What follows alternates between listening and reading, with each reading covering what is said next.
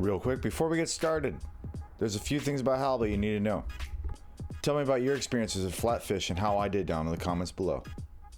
Your first time cutting halibut is not going to look as good as mine, and it's also going to take 10 times longer. I've cut close to 200,000 pounds of halibut, so I know what I'm doing. No two plurineactive forms are the same. So don't use this as a guide to cut flounder, sole, or you will not have a good time. The color, texture, size, and quality can vary quite a bit, ranging from a 5-pounder with beautiful, light, tannish, nearly transparent meat to a 300-pound, milky, white, skinny pile of flubber. All fish have a distinct smell as they age. When halibut's brand new, it's got some sort of sweet, chemically smell, in a good way. It's hard to describe. When it's old, it has a musky, slightly fermented or yeasty smell, sort of. Your brain will tell you not to eat it. I can go on forever because I'm a bit of a nerd, but if you're curious, the percentage yield you should be looking for is about 60% skinless, boneless, or 65% skin on.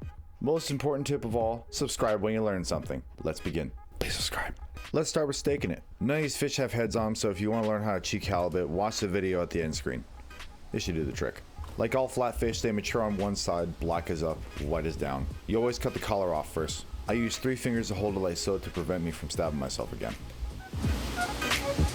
Stab the armpit through the other side and cut up the anus to avoid the bones. Sorry, there's no scientific name for it. I looked.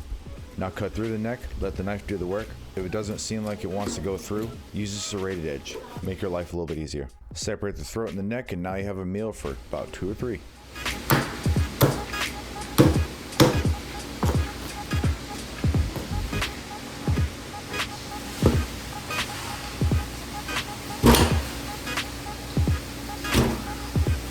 Next, you'll want to fin it.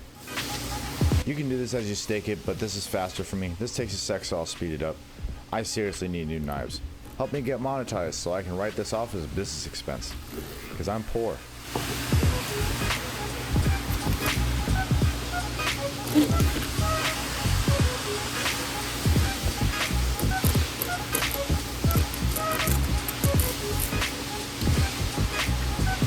Now you'll start staking at the head end. I usually do this in a different order, but I wanted to show you something to make this a little bit easier for you. Your first couple of steaks may be a little uneven, but that's okay. That's just to straighten out the rest of it. Those steaks are just going to cook a little faster. I trim these purely for aesthetic, but you can just disregard that.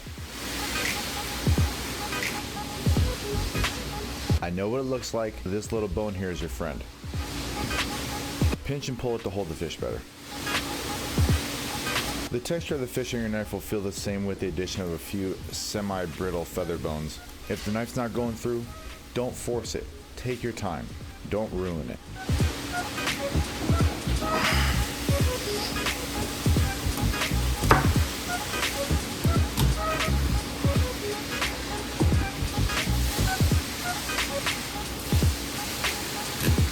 Trim the belly section off and you got another meal. Just be a little weary of this bit and I'll show you why a little later. And cut your top roast. Commercially, companies use bandsaws to do this, and we have one, but for the purposes of this video, and because I don't want to clean it again, I'm using a knife. I would highly recommend wearing a cutting glove for this. Sometimes this can be a real pain.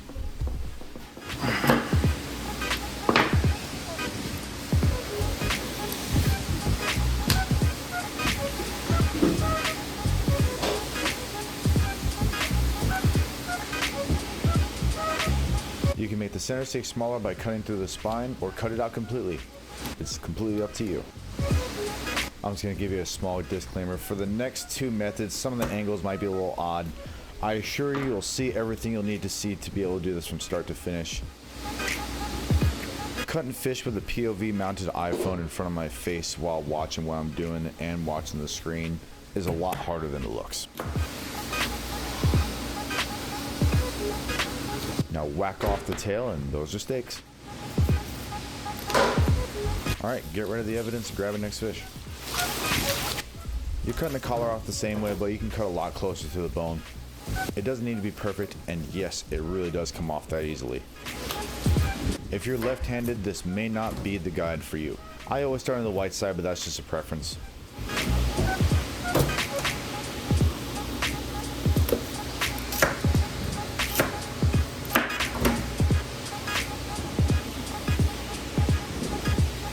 We'll first cut along the back and then down the middle.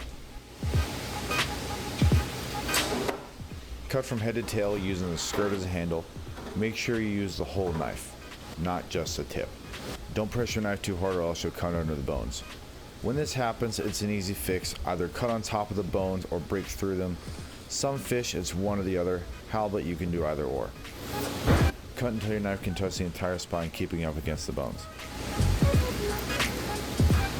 Now you get to split it in half. I like to cut from head to tail, following the spine.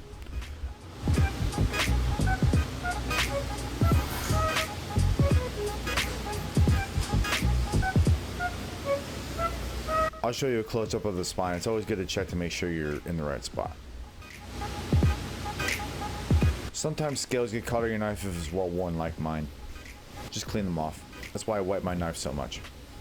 I can't emphasize this enough.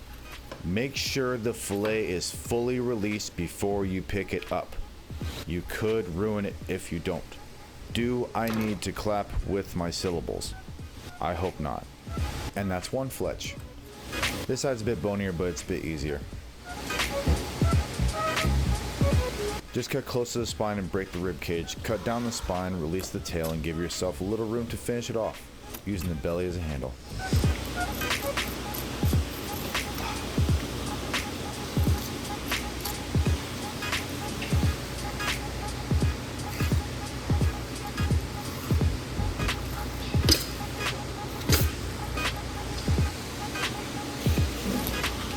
Don't worry about that for now. That's two fletch. Flip your fish and line it up on the edge. Before you click off, you'll see this angle again later. This side is nearly the same cut but in reverse. I promise. This side you can really dig into the bones, but angle or press your knife too hard, it's more forgiving. You're still gonna cut through the fish, but it's really easy to fix.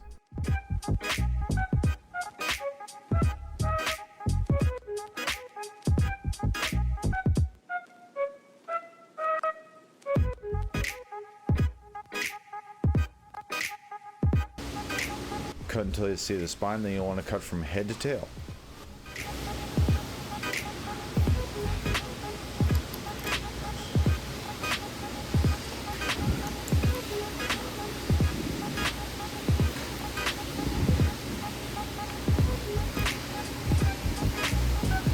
Release your fillet and move on.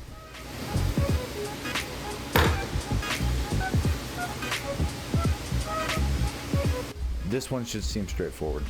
You can see the color on the other side is a lot better.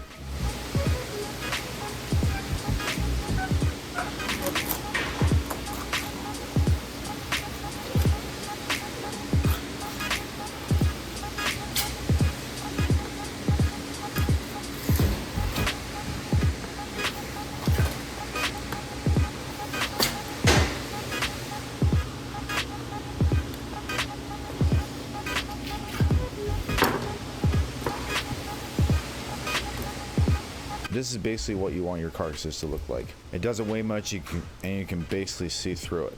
After you're done gawking at your work, toss it and move on. You'll get these fins stuck on here, that's fine. Gently separate the skirt from the main fillet, cutting under whatever bones are stuck, and cut it off.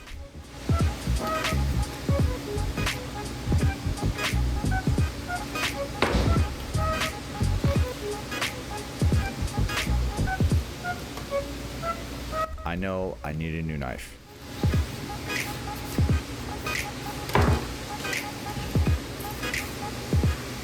The rib cage and belly are pretty easy to trim. It's as easy as it looks.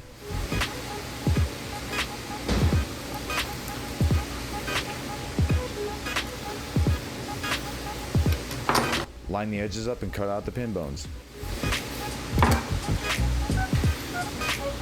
It's that simple.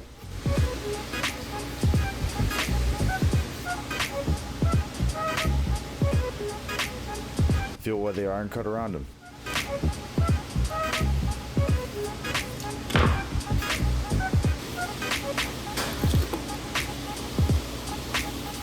This part some of you may find gross, but nearly all wild fish harbor some type of parasite.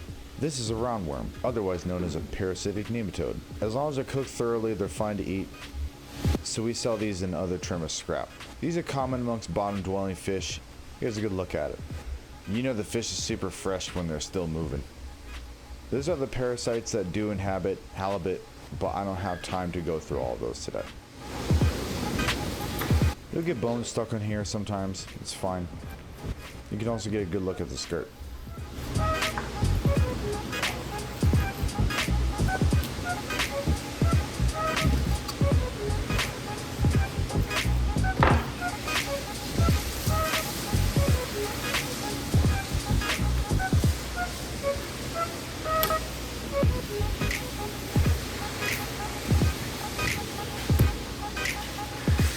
And finally, the most efficient way.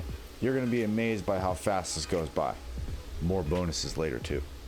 Most people won't cut halibut this way because it's too hard for them.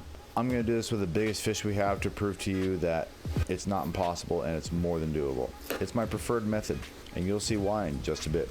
Start the fish the same way as normal. I didn't realize they were connected at the time. I giggled a little bit.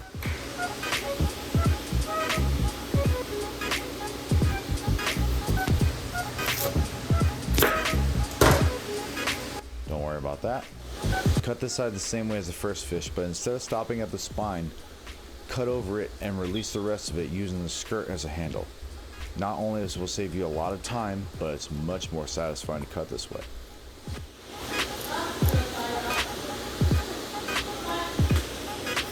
You'll see a little meat shred. That can happen for a number of reasons. In this case, some meat got caught in a dull spot in my knife. See if it's noticeable later.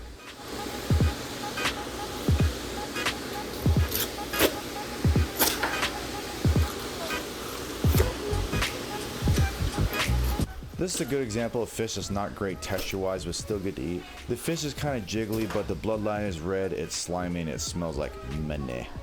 To trim the rib cage off and keep the fillet as one piece,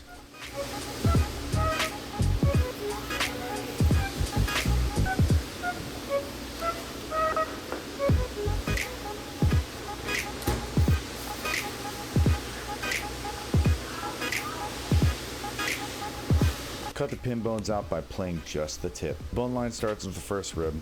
Cut out the thick side starting just before the first one following the line. Gradually cut down to the skin. The pin bones are slightly curved. Cut through to the skin and down the other side. Move your thickness and trim your belly. Some restaurants want their fillets this way for more portion control. No leftover fish sticks for Kanye.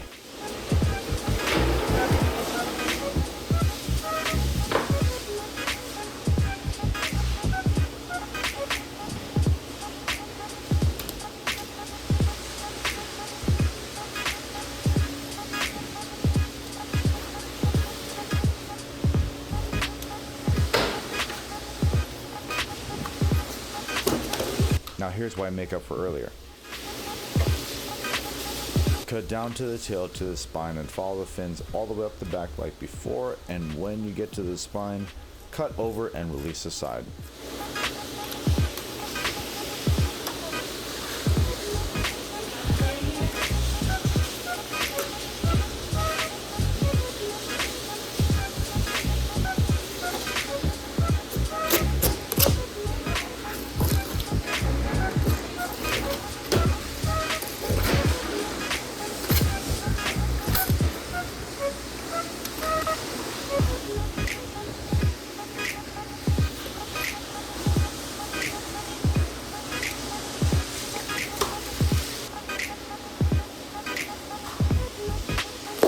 I love that noise.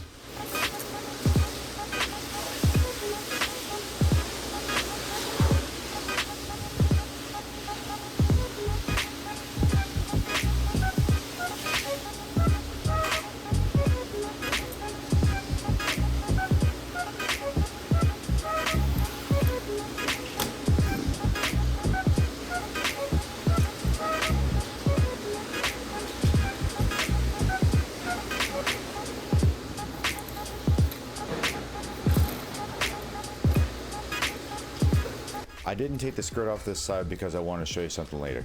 Sometimes your hand can slip off your knife. The fish slime in the nitrile doesn't help. That's not what the handles of these knives are designed for. If you made it this far, you should really consider subscribing.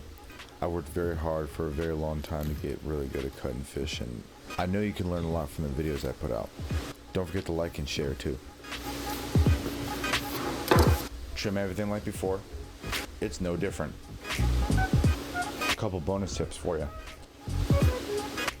When you skin halibut, please use a proper knife. We don't sell these skin off, so I'm only going to skin one. And after I'll show you how to do super trim. To skin it, cut into the tail, down to the skin like that. Angle your knife into the skin, but do not saw. You're trying to peel the skin away from the meat with the knife. I call my technique the shimmy, because you shimmy the knife and the skin simultaneously. Whatever motion works best for you.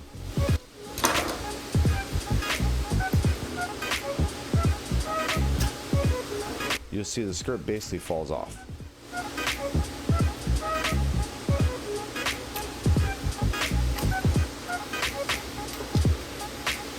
I'll show you how to trim this off later.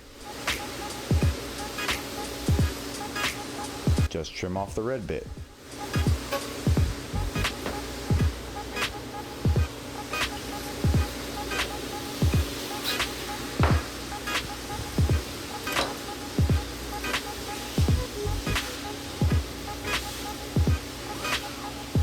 For super trim, trim off the center membrane and the bloodline.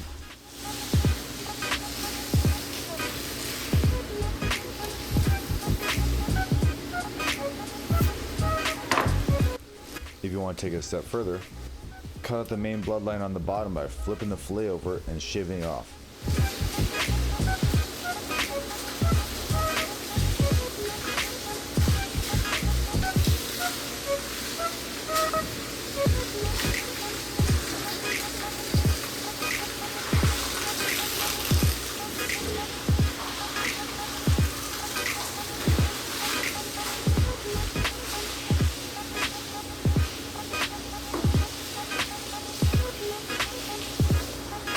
In reality, don't bother with these last two steps. It's just some bougie bullshit. Subscribe if you learned something.